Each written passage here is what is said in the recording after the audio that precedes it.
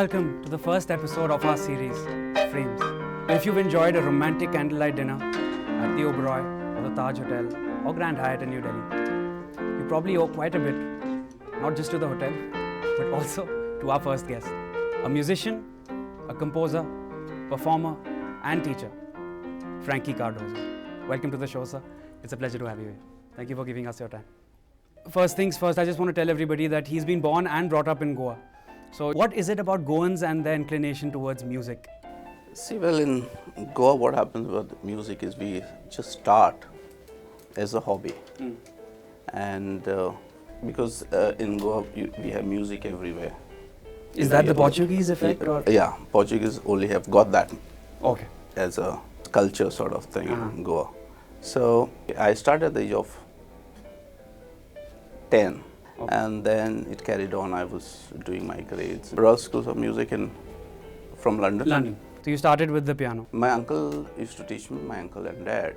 They put me to proper school of music. Was there some sort of a band that you had growing up?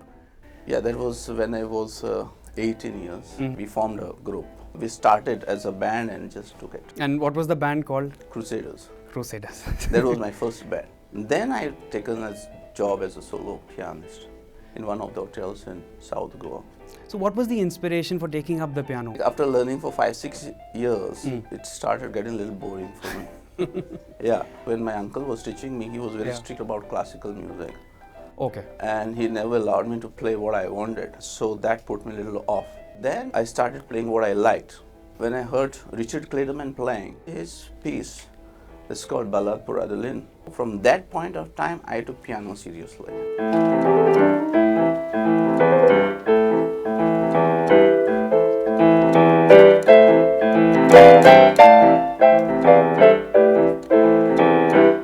So what was the inspiration of coming to Delhi? I just wanted to be here for my experience. But when I came here, then I've seen that there's so many opportunities, so many things you can do. So within a year's time, I got a job in school as a music teacher. So after coming to Delhi, it was more of teaching and as you mentioned, couple of schools, or was it again more performances and as a solo artist? First 2-3 years, I didn't perform anywhere except hotels. All right. And then teaching. So what kind of songs were you playing at that time? That time we were playing only jazz music or light classic or classical music. Okay. But now it is a different thing. Now what's it? Now I play all mix Indian tunes as well. But how come you never chose Bollywood as an avenue? Actually, I spent too much of my time in practicing. Okay. So that's the reason I didn't get much time to go to the other things.